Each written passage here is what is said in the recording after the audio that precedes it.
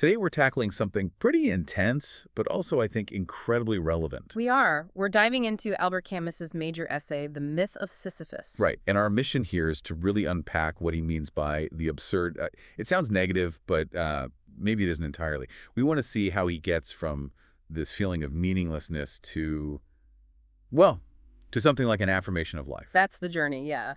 And it's crucial right at the start to get Camus's own framing. He's very clear that he's not laying out some kind of finished absurd philosophy. That would be like a whole system. Okay, so not a doctrine then. No, not really. He talks about an absurd sensitivity. It's more like mapping a feeling, an intuition, this kind of intellectual mood that he felt was really prevalent in his time. And you could argue it still is, couldn't you? Oh, absolutely. So think of it less as a grand theory and more as, well, a description. He says it's a description in the pure state of an intellectual malady. A malady. Wow, so it's like diagnosing a condition. Exactly. The absurd for Camus is the starting point. It's where we find ourselves before we try to find answers or leap to conclusions. It's just looking the situation square in the face. And that situation forces us to confront, well, the biggest question of all, according to him. He's incredibly direct about this. He basically says, forget all the complex debates for a second. There is only one truly serious philosophical problem. Which is? Suicide. Simple as that. Judging whether life is or is not worth living, that, for Camus, is the fundamental kernel of philosophy. Everything else, all the metaphysics, epistemology, it all comes later. That's quite a heavy way to start. It really raises the stakes. It does. It makes philosophy deeply personal, doesn't it? It's not just abstract thought games. He even quotes Nietzsche, about philosophers needing to preach by example. Meaning, if you conclude life is worthless. While the logical follow-through might seem pretty final, Camus uses that weight to force us to ask, if life feels meaningless sometimes, or if reason leads us there, why do most of us, keep going? Why don't we just check out? And he notes that this decision, the decision towards suicide, it often isn't this cold logical deduction. It's something else. Yeah, he says it's often prepared within the silence of the heart. That real thinking, the kind that shakes you, begins when you start to feel undermined. Undermined. Like the foundations are shaky. Exactly. He uses this image, the worm is in man's heart. It's not usually a sudden lightning bolt. It's a gradual erosion. The thought of suicide, even if never acted upon, signals that we've maybe been living on autopilot until that doubt surfaces. What kind of things trigger that undermining? Often it's the sheer routine, isn't it? He talks about the ridiculous character of daily habit. The getting up, the commute, the work, the meal. The tram, the 4 hours at the office, meal, tram, 4 hours of work, meal, sleep, Monday, Tuesday, Wednesday, Thursday, Friday, Saturday, Sunday. It goes on. And then one day, the why pops up. And suddenly it all seems empty. Yeah. The absence of a deep reason for it all, the feeling that suffering is useless. The world suddenly feels divested of illusions and lights. We feel like alien strangers in a universe that's suddenly silent about meaning. Exiled, he says. Which leads him to define this core feeling. The feeling of absurdity. Yeah. And it's not just chaos or nihilism. No, that's a common misunderstanding. The absurd isn't in the world itself, like some quality of rocks or trees. And it's not purely in us, in our minds. It's the interaction. Precisely. It's the confrontation. Camus calls it the divorce between man and his life, the actor and his setting. It arises when you compare a raw fact, like the indifferent universe, with our deep-seated human desire for meaning, for clarity, for unity. So it's the gap. That tension between what we desperately want answers, order, and what the world actually gives us, which is silence. Exactly that. The absurd is that gap, that tension, and its nature is critical. It's a divorce. It only exists because both sides are longing and the world's silence are present together. Like two poles of a battery creating a current. That's a good way to put it. If you get rid of our longing for meaning, or if you somehow manage to make the world perfectly rational and meaningful, the absurd vanishes. It needs both sides. It's indivisible, and it only persists as long as we don't try to escape one side or the other. Okay, so we're stuck with this divorce, this tension. Let's move into section 2 and unpack the reasoning. We've got this contradiction. The mind might say life is meaningless, possibly suggesting suicide. But the body, our basic existence, screams no. Right, so does the fact that existence is absurd mean we have to give up on it? That's the core question of the essay, isn't it? It is, and this is where Camus really pushes back against a certain line of thinking. He says it's a big mistake, a logical leap, even to assume that just because you refuse to grant life some ultimate cosmic meaning, you must therefore conclude it's not worth living. Wait, why is that a mistake? If something has no point, why bother? Because, Camus suggests, there's a judgment the body makes that's often more powerful than the mind's intellectual conclusions. Our sheer attachment to life, that raw impulse to be, it's stronger than all the suffering and meaninglessness we might perceive. Ah, so it's like instinct overriding intellect. In a way, he says we get into the habit of living before acquiring the habit of thinking. The body recoils from annihilation. There's this fundamental physical yes to life that happens before we even get to the philosophical why. To commit suicide is, in a sense, to betray that deep physical judgment. So the body's wisdom keeps us here, even when the mind sees the void. Our task, then, is to somehow live with that void, on that dizzying crest, as he calls it. Exactly. Stay with the tension. Don't try to resolve it improperly. And this brings us to what Camus sees as a major philosophical cop-out: evasion. Evasion. How so? Well, many thinkers, he argues, recognize this absurd tension, this confrontation. They describe it brilliantly, but then they blink. They perform what Camus controversially calls philosophical suicide. Philosophical suicide. That sounds dramatic. What does he mean, taking an intellectual leap? Precisely. It's a leap to escape the tension. It's finding a way to reconcile the divorce, usually by bringing in something transcendent: God, eternity, some hidden meaning, faith. Why is that suicide? Isn't finding meaning a good thing? For Camus, it's an intellectual suicide because it destroys the terms of the absurd. It denies the very confrontation that defines our condition. By introducing a higher power or a deeper meaning, you're basically saying the world isn't silent after all, or our longing for clarity isn't ultimate. You're patching over the divorce instead of living within it. He takes aim at some major figures here, doesn't he? Kierkegaard, Chestov. Yes, he sees them as prime examples. They start deep in the anguish of the absurd, understanding the conflict between reason and existence, but then they use that very absurdity as a kind of springboard. A springboard, too. To faith, to the transcendent. Let's take Kierkegaard. He absolutely wrestles with existential dread, the paradoxes of existence. His whole philosophy emphasizes the irrational, the leap of faith required to believe in God, precisely because God defies human reason. And so he embraces the absurdity of faith itself. He does. But for Camus, that leap, however courageous, is still an escape.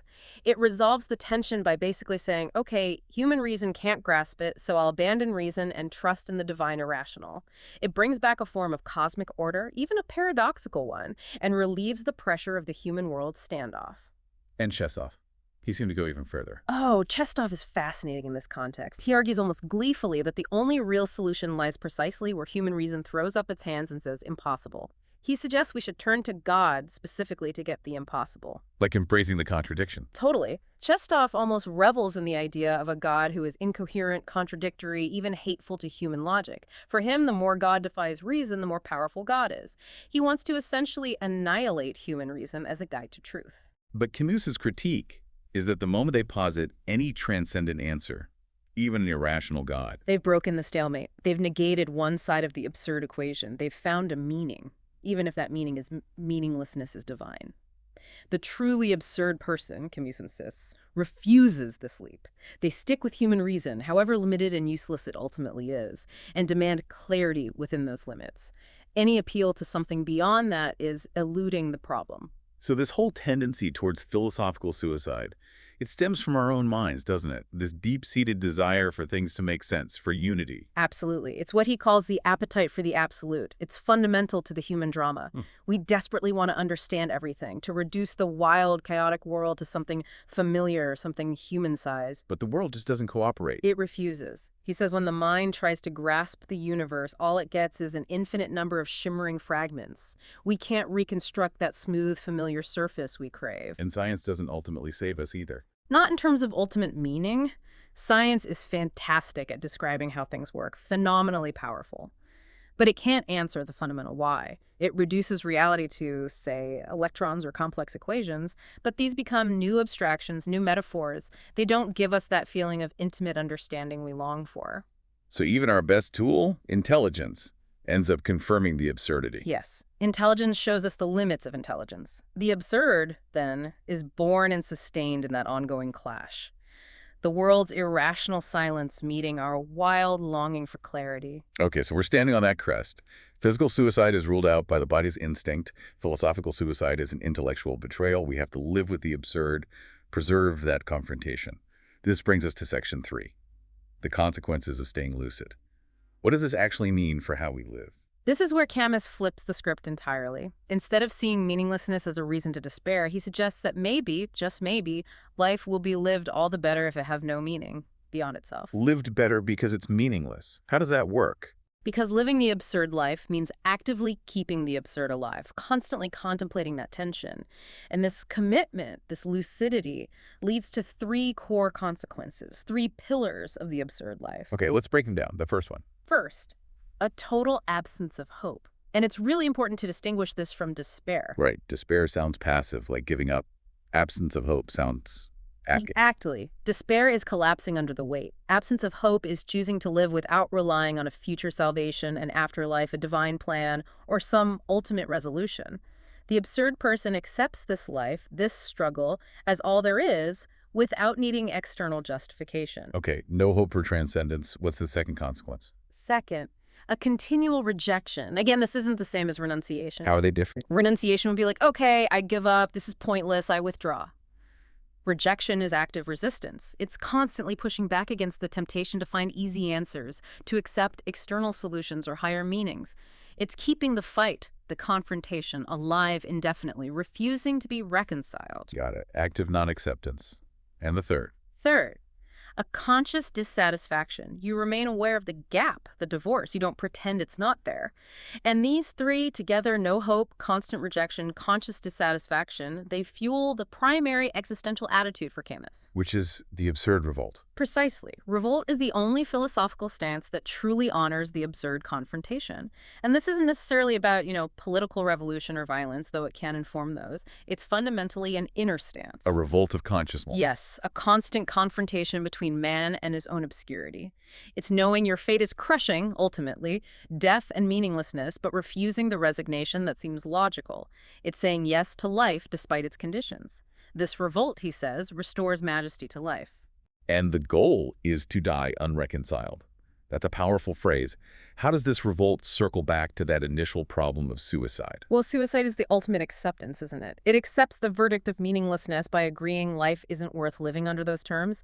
The absurd person, through revolt, escapes suicide. Why? Because revolt is both awareness of death and meaninglessness, and a simultaneous rejection of their power to negate life's value here and now. So living defiantly in the face of it. Exactly. Think of the condemned man, the person facing execution. Suddenly, with death absolutely certain and near, the smallest details of life, a ray of sun, the feel of a shoelace become intensely real and valuable. That forced lucidity is a kind of revolt. You choose life fully, precisely because you know its limits. That awareness, that lucidity, it leads directly to the second consequence for living. Absurd freedom. How does losing hope actually make you more free? That seems counterintuitive. It does, but it's one of the most liberating twists in Camus. Think about the average person living for the future, saving for retirement, working for the success of their children, striving towards goals, believing in moral rules handed down from somewhere. They're living as if they're free, but they're actually bound by these future aims and external values. Exactly. They're often prisoners of hope, prisoners of a future that might never come or rules they didn't create. The absurd demolishes the idea of eternal liberty or a divinely ordained purpose. It reveals that the only freedom that truly exists is the freedom within our finite existence. So freedom isn't about infinite choices or escaping limits. It's about acknowledging the limits and acting consciously within them. Yes, it's a concrete, lived freedom. Camus compares it, again, to the divine availability of the condemned man. Once you accept there's no ultimate future, no cosmic plan, you become incredibly available to the present. You are free from the illusions that bind others. Your actions are your own, chosen in full awareness, even if they don't echo in eternity. Okay, so revolt gives us dignity. Freedom gives us agency in the present. But if our actions don't matter in the grand scheme, how do we decide what to do? How do we value things? This leads to the third consequence, Passion and the ethics of quantity. This is maybe the most controversial part. because it sounds like just live fast, die young. It can be misread that way Mm-hmm. because the absurd undermines traditional value judgments. This is good, that is bad, based on some eternal standard.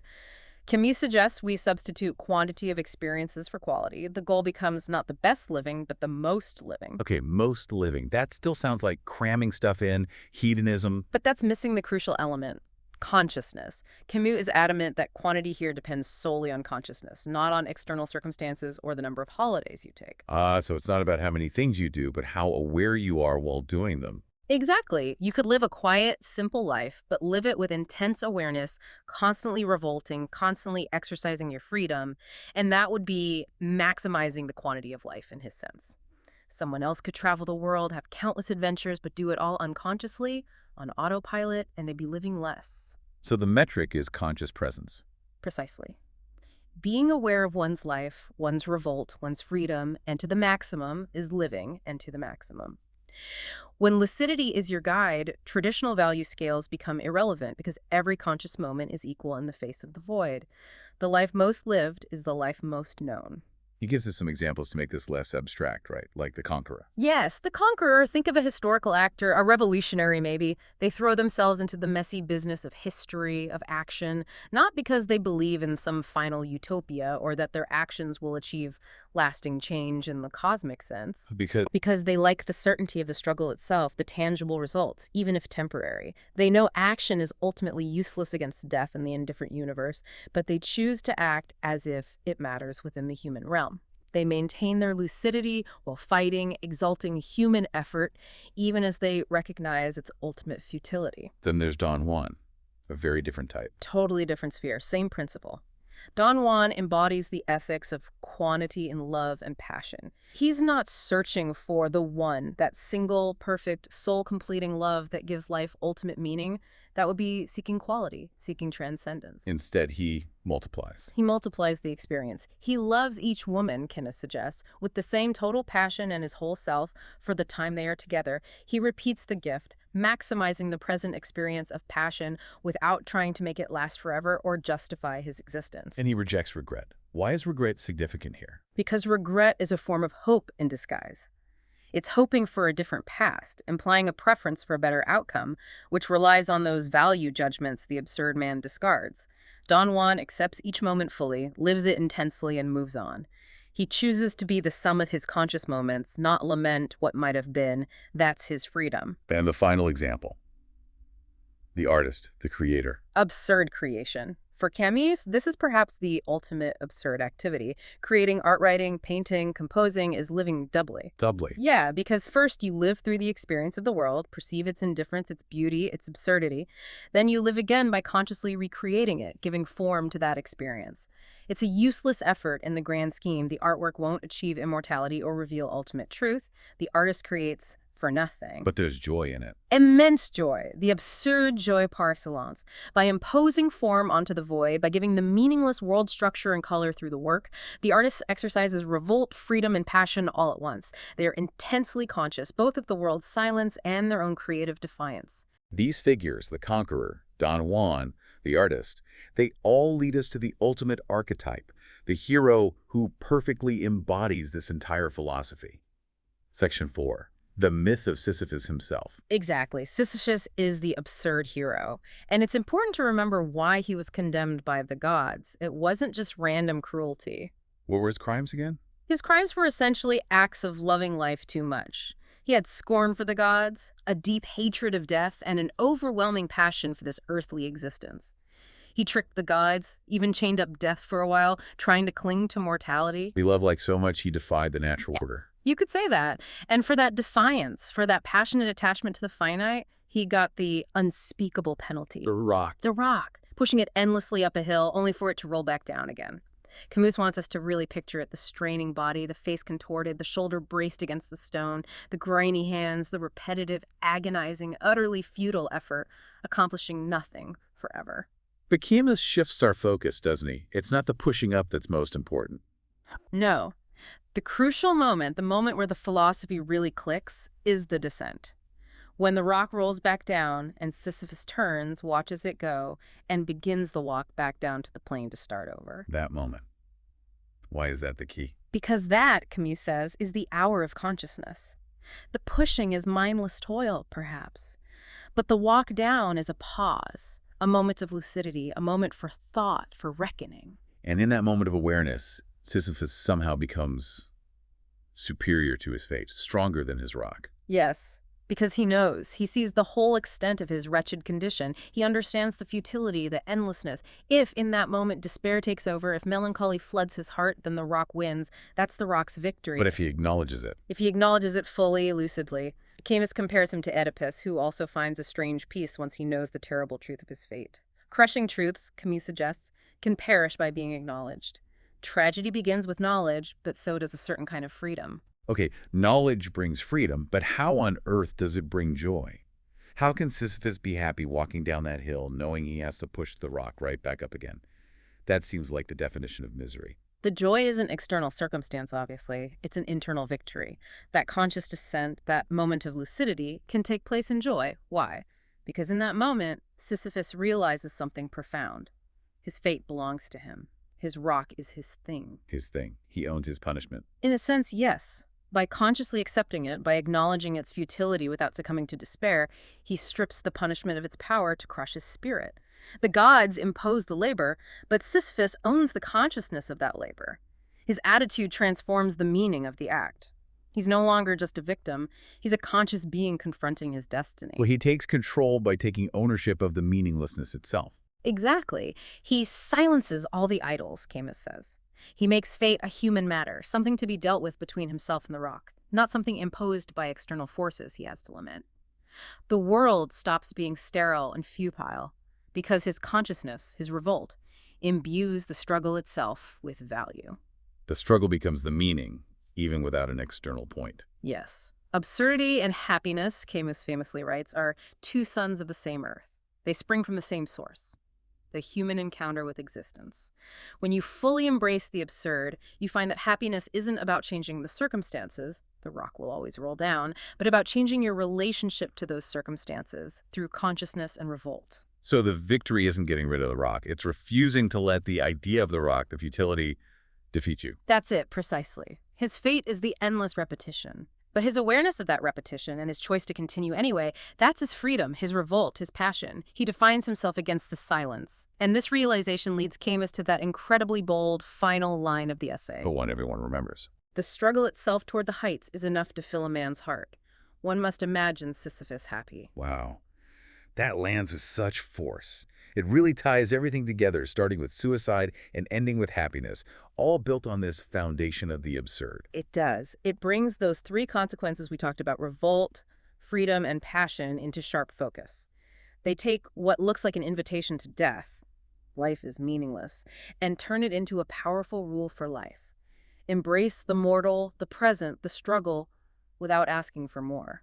It reminds me of that other line of his about the implacable grandeur of this life. Yes. From another essay, but the same spirit, he wrote, "If there is a sin against life, it consists perhaps not so much in despairing of life as in hoping for another life and in eluding the implacable grandeur of this life." The grandeur is in the limitation, in the struggle itself. That's the absurd perspective. Acknowledging our limits we're mortal, reason can't explain everything, and yet choosing to live with maximum consciousness, courage, and passion within those limits. That is the grandeur. So the absurd person isn't necessarily an atheist, but someone who, even if they don't deny the eternal, simply doesn't live for it. Exactly.